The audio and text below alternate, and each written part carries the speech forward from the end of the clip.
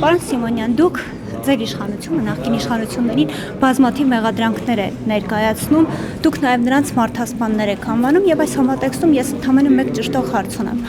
Դուք ունեք ոչ հարազատ եղբայր, ով մարդասպանության համար հիմա գտնվում է բանտում, մասնավորապես իր ընկերուհուն է սպանել դաժանորեն 80,000 դրամի համար։ Ես իմ անձնական կյանքի եւ իմ ընտանիքի հետ կապված հարցերին չեմ պատասխանում։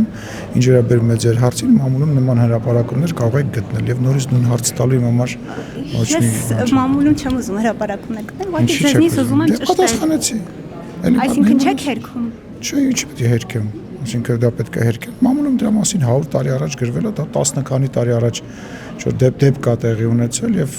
մարդը շատ վաղուց գտնվում է բանտում։ Իսկ դուք այցելում եք իրեն ինչ-որ շփումներ։ Չեմ այցելել։ Զուտ նրա համար որ մարդ է սպանել, դա ձեզ չի վերաբերվում։ Դա ձեզ անձամբ եւ որևիցե մեկին չի վերաբերվում։